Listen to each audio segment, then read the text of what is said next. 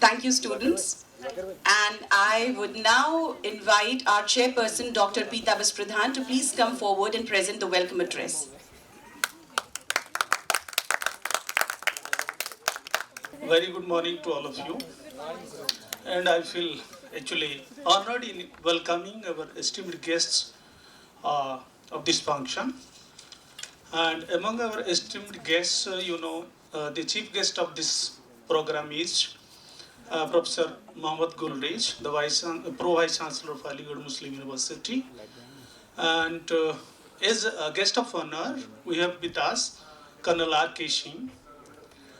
We have with us our beloved Dean, Professor Mirza Asmar Beg, our colleague, senior colleague, respected colleague, Professor Safi Kidwai, Professor Afrina Rizvi, Professor Asma Parvin, and Professor Tariq, Chairman, Department of Physical Education, and my colleagues, Muhammad Anas, Dr. Huma, and my dear friends. And I'd like to say a few words in introducing our guests of this morning. All you know, we have with us the chief guest of this program, Professor Mohammad Gulrej. He has an extensive academic and administrative experience and proved his worth in every responsibility he accomplished. He has successfully managed responsibilities of Dean, Faculty of International Studies, Chairman, Department of West Asian and North African Studies, Director of School Education AMU, Director of Continuing Adult Education and Extension Programs, Aligarh Muslim University, Coordinator, Conflict Resolution and Peace Studies Program at AMU, and he was also the founder and director of the Center for South African and Brazilian Studies at AMU. Professor Gulrej, an MPhil and a PhD from Aligarh Muslim University, specializes in conflict resolution, ethnic conflict, civil society and poverty alleviation in Southwest Asia and Africa. He has authored and edited 7 books and contributed research papers in reputed journals of national and international repute. Professor Gulrej has served as visiting faculty in several foreign universities and represented the Indian delegation to many foreign countries. He is also in the International Advisory Board of the Asian Review that is being published by the Institute of Asian Studies. I welcome you, sir. And our guest of honor this morning, this program is Colonel R. K. Singh. He was commissioned in the Indian Army in the Corps of Electronics and Mechanical Engineering in November 1971. And he took part in the 1971 operations in the Western Theater. Colonel Singh specialized in air defense radars. He got retired in 2010 after putting 39 years of meritorious service to the nation. I feel privileged in welcoming you to this program, sir. And among with us is Professor Asmar Beg, the Dean of the Faculty of Social Sciences. He's a professor, all of you know, he's a professor of political science, AMU. He's a brilliant teacher and eminent researcher par excellence. His doctoral work was awarded the Best Dissertation Prize by the American Studies Research Center, Hyderabad, for the year 1996. He specializes in strategic studies and has a keen interest in electoral studies and Muslim politics in India. His work has been published in journals like The Roundtable, the Commonwealth Journal of International Affairs, Economic and Political Weekly, Seminar, Humanities and Social Sciences Review, Studies in Indian Politics, South Asian Studies, Studies in Islam and Foreign Affairs Reports, and Indian Journal of Politics, etc. He has written one book and edited 3 volumes. He is a visiting scholar in many foreign universities. He is a fellow of the Salzburg Global Seminars, Austria. Professor Berg is on the editorial board of several international journals and has been a referee to quite a few journals. I welcome you, sir. And I also welcome my esteemed colleagues, the chairpersons of our sister departments, physical education and psychology, my esteemed colleagues, and my dear students to this program. And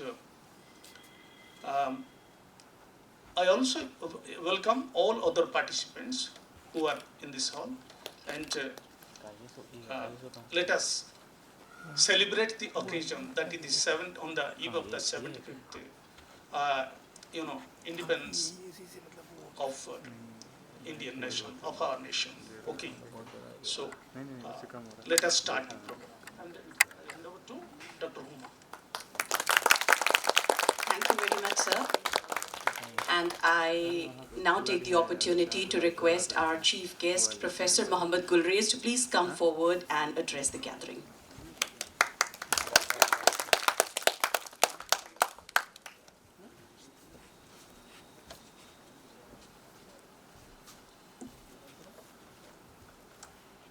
Professor Shafiq Idwai,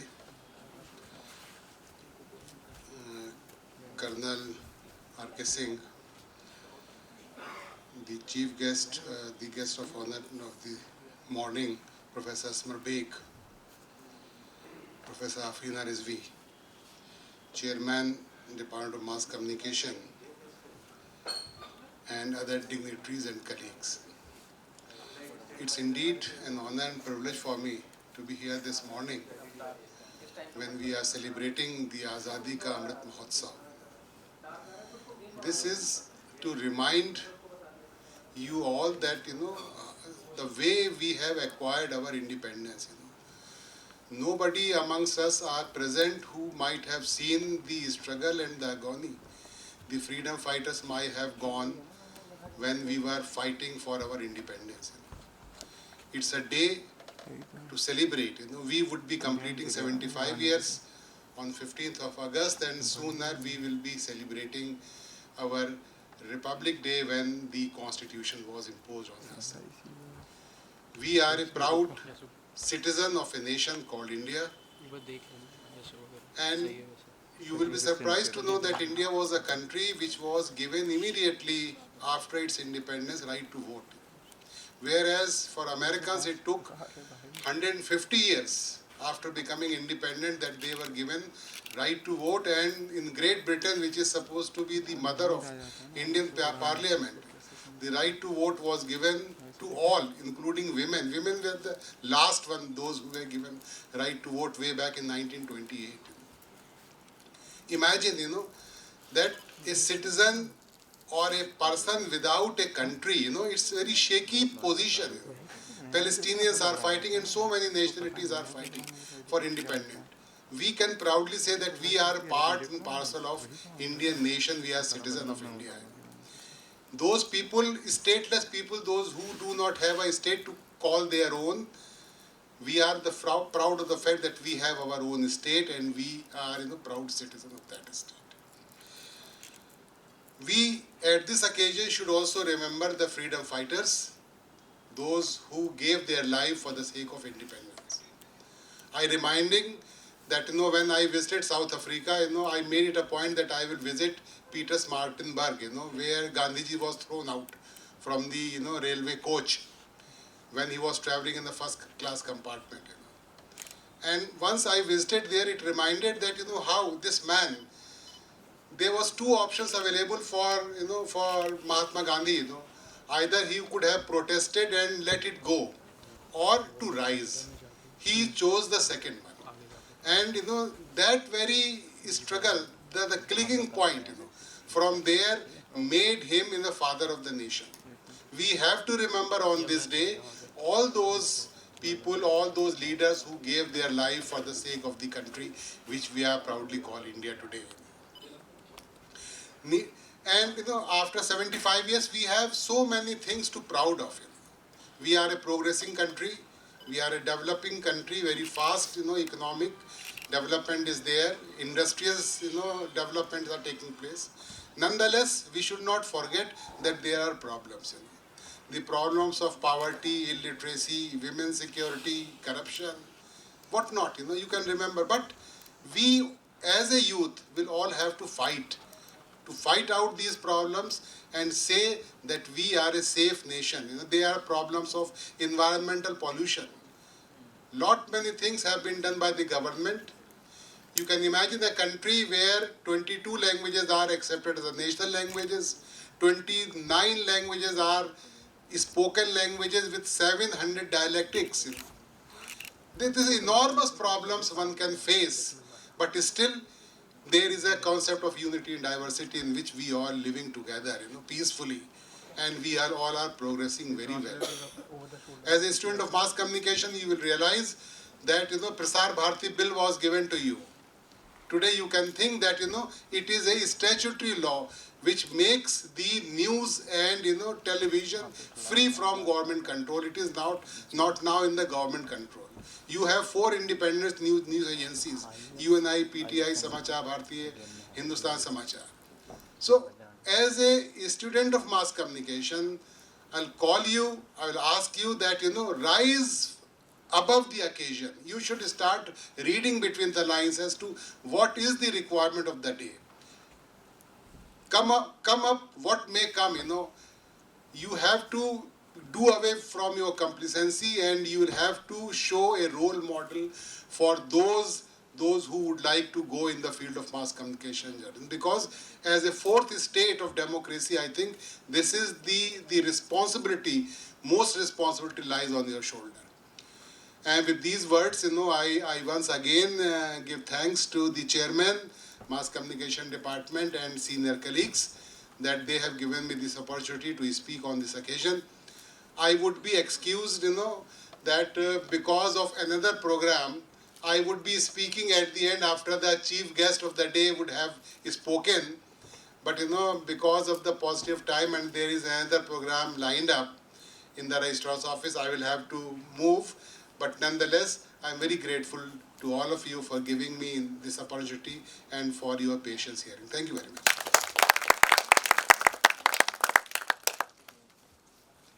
Thank you, Professor Gulrez, for your benign and enlightening words. And with this, it's time to listen to our guest of honor, Colonel R.K. Singh. We've been waiting to hear from you, sir. I request you to please come to the dais and share your words with us.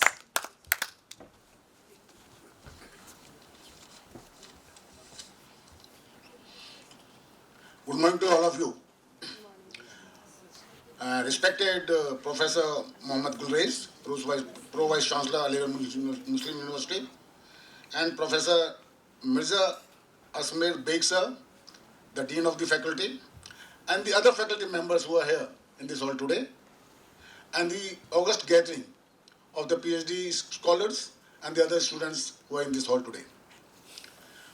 Before proceeding further, I'd like to introduce myself. I am Colonel Rajkumar Singh. I got commissioned in the Indian Army in 1971 in the Corps of Electronics and Mechanical Engineering.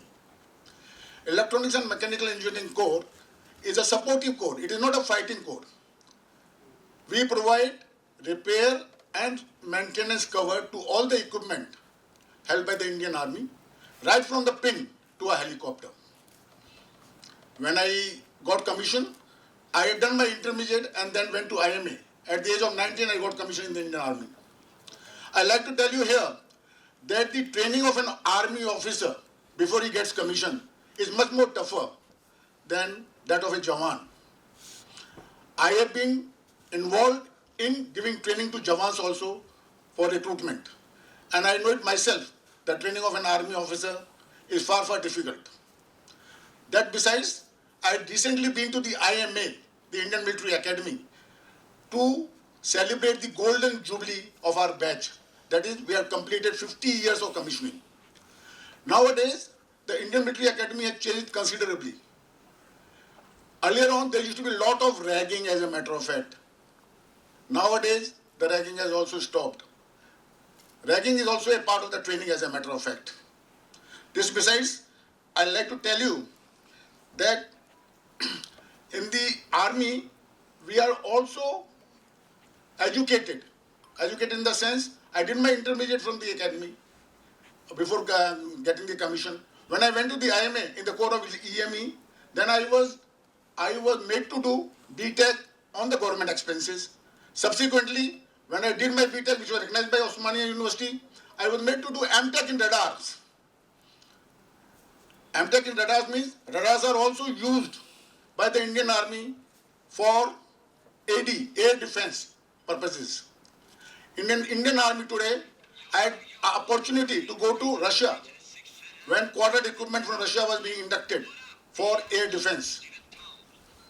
And not only that, whenever an equipment is inducted, the core of EME is closely associated with the equipment.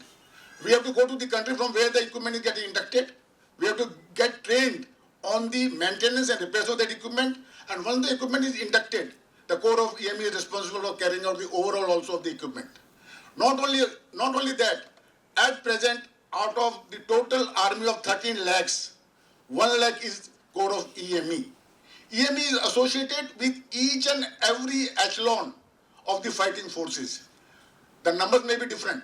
For example, if an infantry unit is fighting in the front and they are managing the small arms, then an EME element is available in situ to carry out the foreign repairs.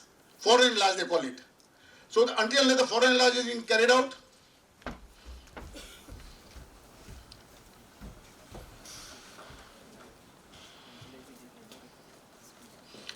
until unless the foreign enlarge is being carried out, the equipment cannot function. If the equipment is totally beyond repairs, then it is sent back and the new equipment is provided as a replacement. But before that, definitely EME mechanics, they had to try at the equipment to repair it in situ. So that there is not much of disturbance as far as the fighting forces are concerned. This besides, AMU as a university, because I have been in Aligarh, I know about AMU. AMU is a class university. The education of university is well known everywhere. I've been to a couple of foreign countries also. There they talk well of the university. In the past few years, as a matter of fact, I just brought out, AMU is known all over the world. Aligarh is actually identified by AMU. And you are very lucky to be a part of AMU and getting educated in this core university.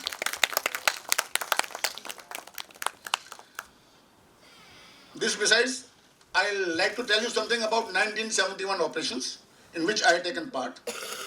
During the operations, being in EME, I was posted in Poonch. In Poonch, it is very, very difficult because the army, as a matter of fact, the Pakistan army is very close to the Indian border. Not only that, being in EME, to carry out the repair and maintenance of the equipment, we were, I mean to say, enrolled in a Nala. As a matter of fact, we had established our main workshop from the main location to a temporary location in a Nala so that we cannot be seen by the enemy troops. Not only that, camouflage and concealment is of very importance, highly important, because until unless you are camouflaged and concealed properly, the enemy can target you. Even at night we are working, a small light which goes out, you are surely a target for the enemy. The moment a light is seen by the enemy, you will get a shot. So one has to be very, very careful.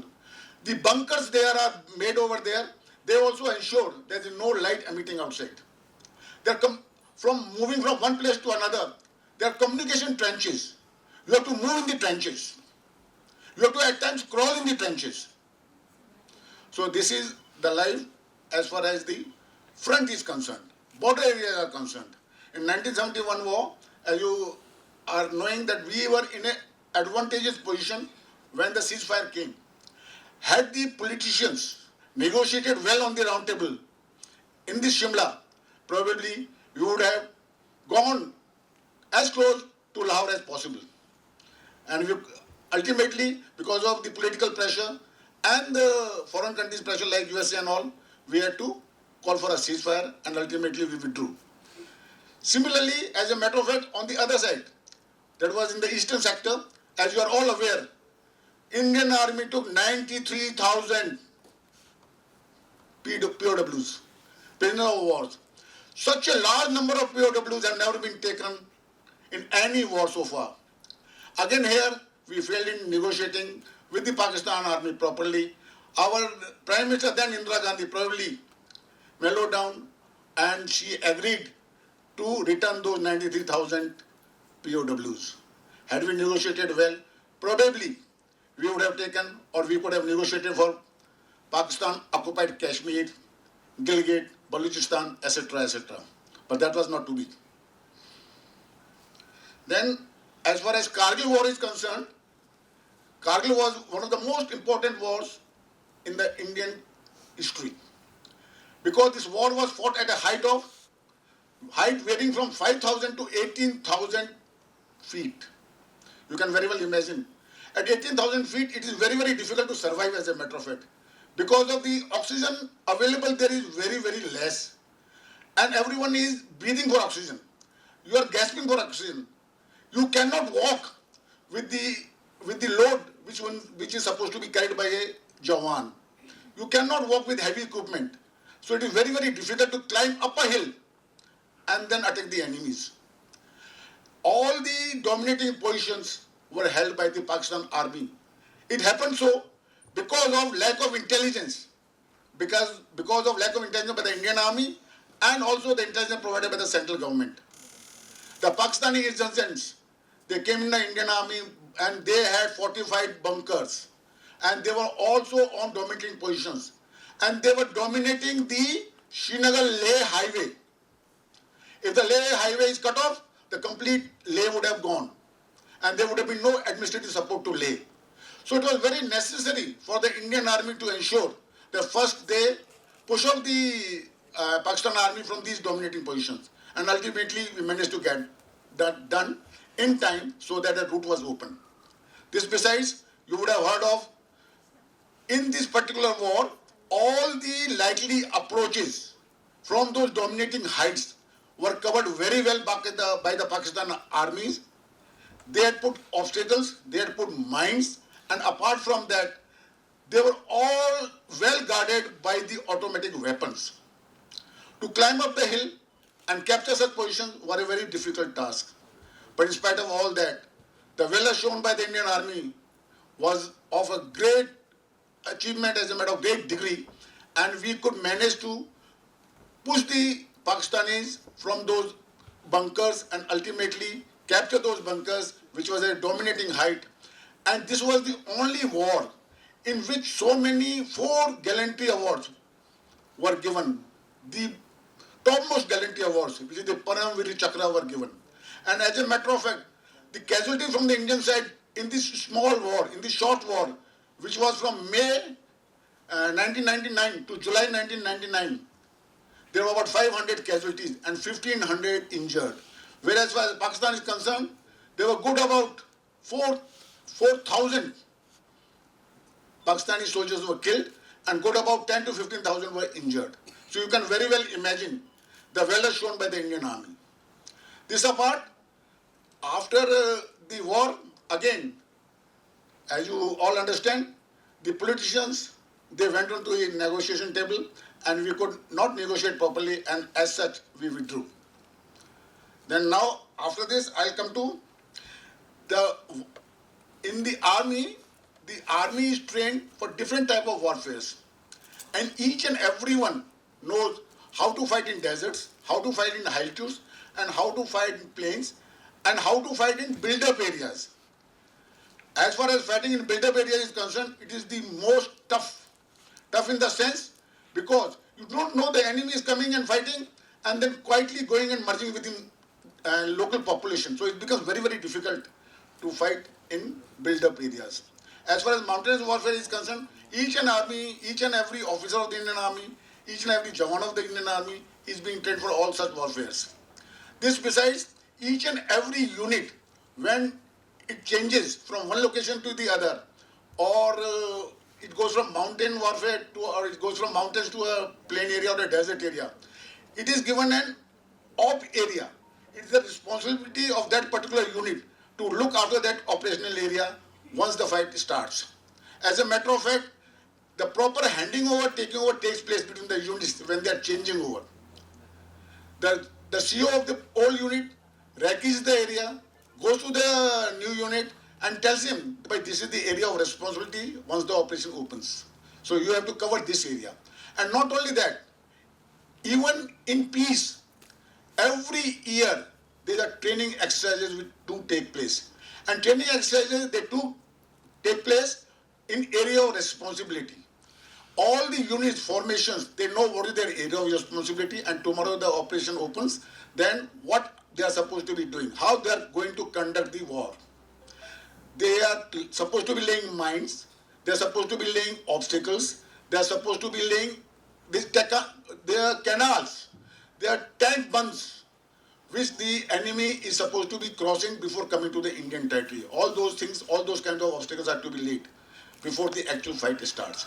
Not only that, we have got trawlers, tank trawlers, that anti-tank mines which are being lifted or which are being destroyed by the tank trawlers. The tank trawler moves and the anti-tank mines, they burst and they are destroyed. So all these things have to be done before an army rushes in. Before the army rushes, as far as infantry is concerned, they form up in a formation. And before forming up, they have got a war cry. And especially, for example, Punjabis, they'll say, Bole Sonia, and then they will rush towards the object which they have to capture. This is the kind of josh and motivation the Indian Army has. And as a matter of fact, the younger officers, they have to lead by example. And they are the ones who ultimately die, because they are the ones who are leading the troops to fight against the enemies. And they are the ones, until they do that, the soldiers, they will not follow, or they will not go and fight against the enemy, or they will not go towards the desired goal. So it is necessary that we all motivate the Indian Army, and I will request you, if you are, today Indian Army is the only army, as a matter of fact, in which pension is available. All those who are in uniform, they are getting pension. And all those who are being paid from the defense budget, but are civilians, are not getting pension. So I request you, as a matter of fact, you can tell your colleagues that this is a wonderful chance, you can join the Indian Army, and most of you should try and be officers. And as a matter of fact, as far as the ladies are concerned, you well know, you would have seen also the Supreme Court has ruled, the Indian Army has also accepted, the ladies are also getting permanent commission in the Indian Army. As a matter of fact, the first batch of ladies has already gone to NDA. And over a period of time, they'll be coming to IMA, and the number of ladies getting commission in the Indian Army will be slowly and slowly increasing, and they'll be getting permanent commission. So far, they were getting short service commission, which was just for 20 years, and they were not getting pension, etc. But of late, it has been decided by the government that the ladies will also, the girls will also join the Indian Army, and they'll join the Indian Army as officers. This besides, as I told you, the Tiranga has also got an importance as far as the Indian Army is concerned. Whenever a picket is captured, or whenever a position is captured by the Indian Army, we put the flag and then say that is the sign of victory as far as the Indian Army is concerned. So all the Indian Army, whenever they win a picket or whenever they win anything, for example, even you would have seen, in the games also, the Army is the only organization in which all types of games are available. If you want to go for mountaineering is available. If you want to go for horse riding is available. If you want to play golf, cricket, badminton, squash, lawn tennis, everything, you name a game, it is available. And not only that, the Indian Army gives you ample of opportunity to train yourself for Indian games, and whenever you are getting coached or trained for the particular game, you are being given all the privileges, benefits which you are supposed to be getting. As a matter of fact, Army is, for example, you want to do mountaineering, you want to climb Everest. The equipment will be provided by the Indian Army. You will be trained to climb Everest, you will be made a mountaineer, and apart from that, whenever you climb the Mount Everest, then you get a name for yourself, you get a recognition for yourself, and you will earn a name for the country also, and the Indian Army.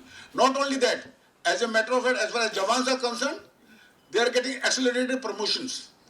For example, recently you would have seen in the Commonwealth Games, 18 Jawans they had taken part, and out of those 18 Jawans, 8 of them they got medals there, and all of them now they will be facilitated by the government, they will be facilitated by the army, and they will be getting accelerated promotions, and not only that, and accelerated increments. So this is as far as army is concerned, and my experience with the army of 40 years is concerned. With this, I'll come to an end, and thank you so much. Jai Hind, Jai Bharat.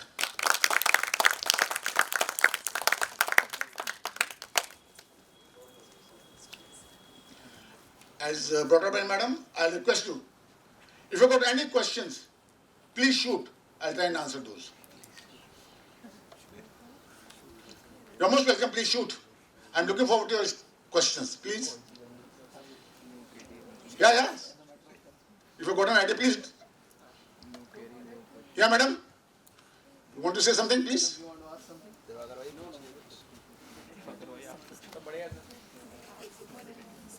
Sir, you would like to ask anything, sir? No. Any faculty, anyone? No. Thank you so much. Thank you. Thank you very much, sir. And I now invite our Dean Faculty of Social Sciences, Professor Mirza Asmat Beg Sahab, to please come forward and address the gathering.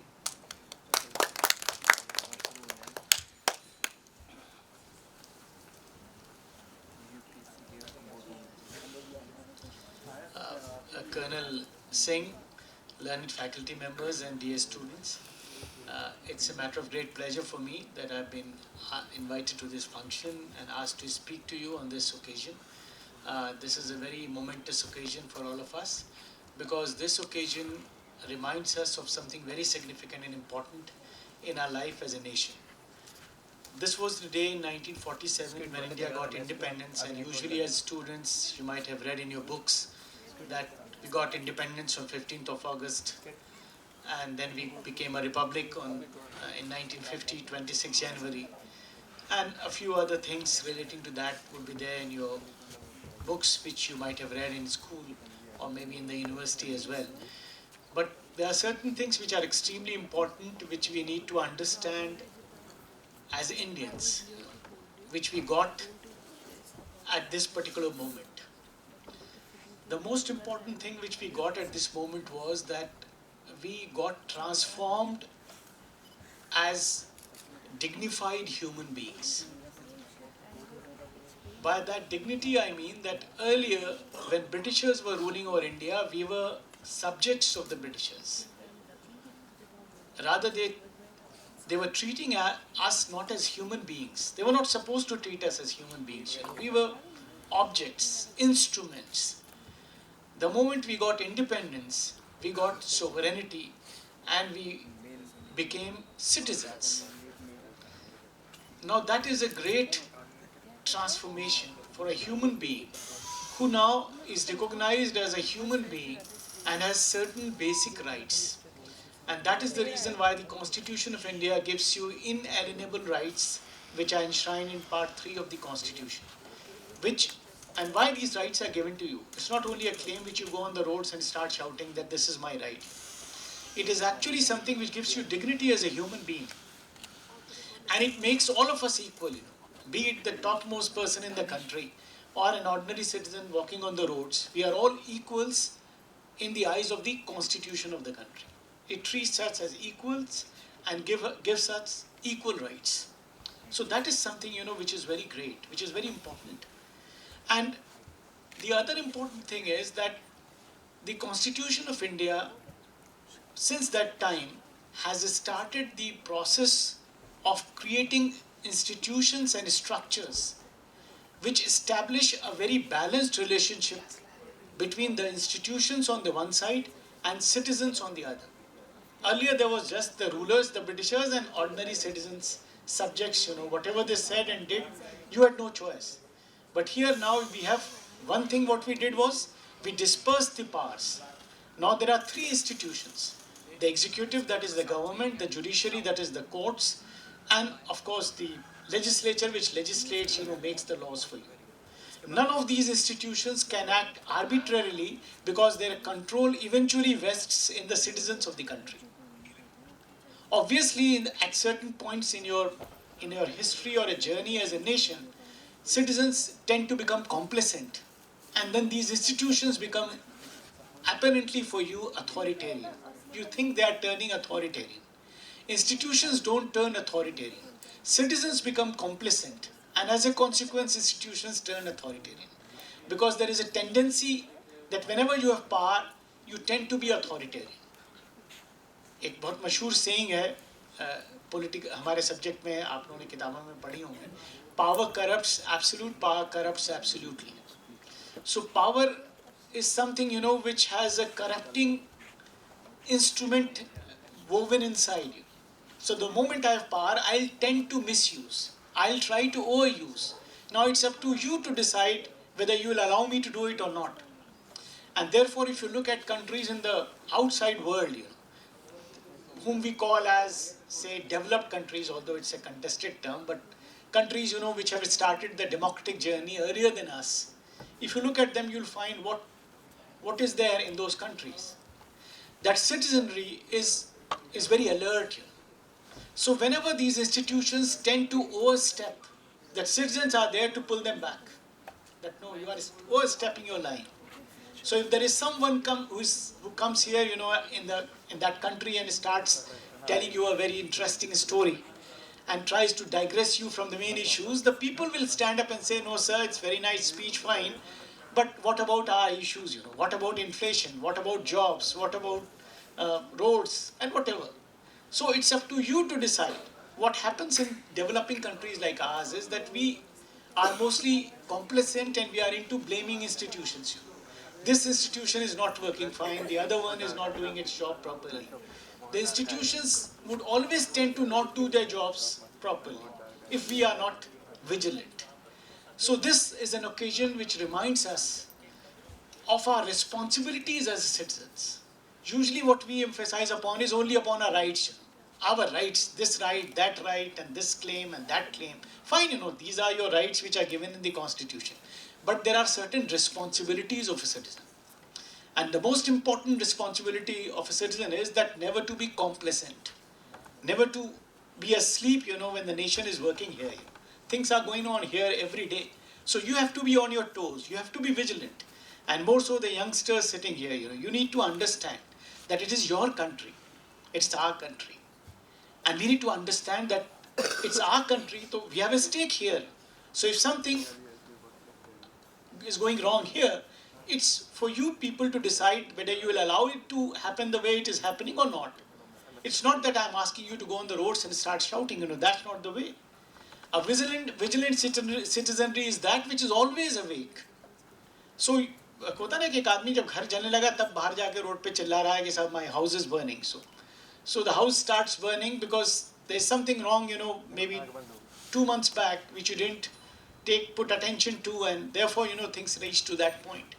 So an alert citizenry is that which is always there to draw back those institutions, put a line, draw a line, put a break that no, this is enough. So the institutions or the people manning the institutions know that this is not what the citizens would like it. जैसे मैं आपको एक example दूँ, judiciary का. Quite often we talk of judicial overreach, that judiciary said this and they pronounced this kind of a judgment and that kind of a judgment, which maybe a lot of people would not agree with some judgments or the other. What happens that the judiciary has its own vision of things. The citizens also need to have their vision of things. मैं एक example आपको देता हूँ. आजकल, although it's slightly technical, but you'll understand. Nowadays, the judiciary in India always talks about constitutional morality. जैसे कपड़ों के fashion होते हैं ना, वैसे टर्म्स के भी फैशन होते हैं. कोई चीज़ चल जाती है आजकल, हर आदमी उसी की बात कर रहा है. Constitutional morality, apparently very nice term. You have to be moral, and then the constitutional morality, so sacred. Constitution ने जो morality बताई है.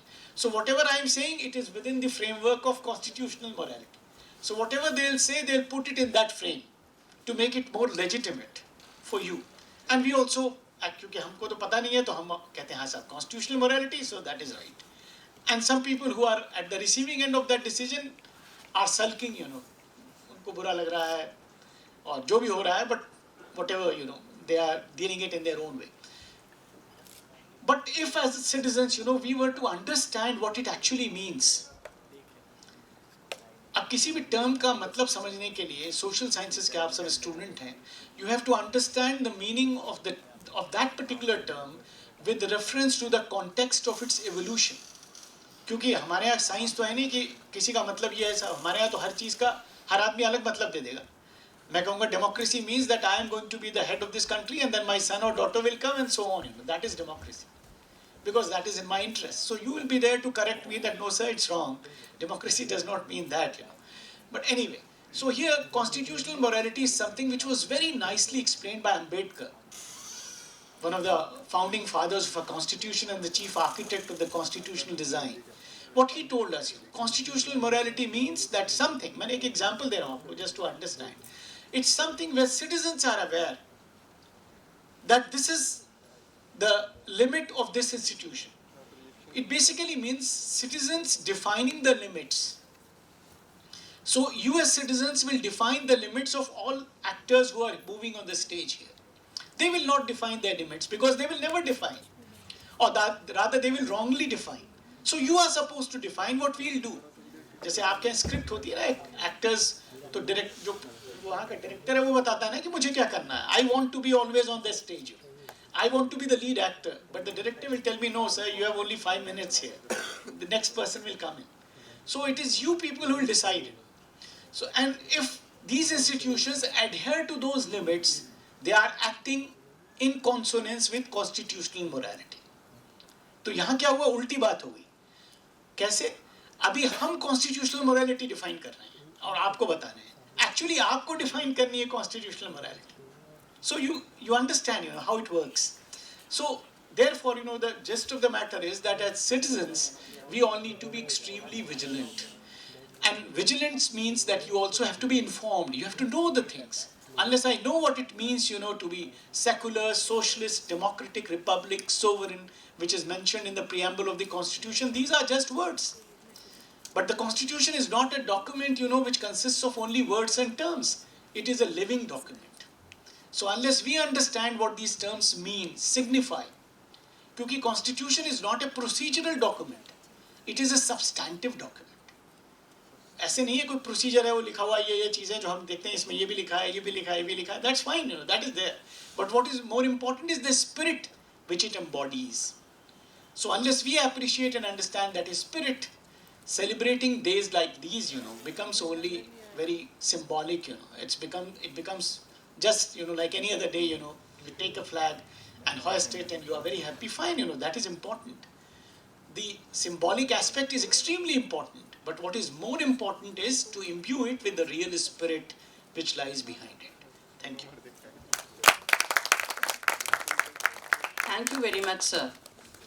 And I now call upon our student Bushra to please come and present the vote of thanks. On the behalf of Department of Mass Communication, I would like to extend my heartfelt gratitude to our esteemed guests. Chief guest, Professor Gulraj sir, guest of honor, Colonel R.K. Sen, Dean Faculty of Social Sciences, Professor Asmer Bey, and other respected guests present here. A sincere thanks to the chairperson of the department, Professor Peter Baspadan sir, for arranging this event. Thanks to all the respected teachers for present here and their encouragement. A big round of applause and thanks to all the research scholars and students present here and making this event a great success. Last but not the least, I would like to say thanks to the non-teaching staff of the department for their support. Once again, thanks on each and every one of you for being here and to present here and make this day wonderful. Thank you so much.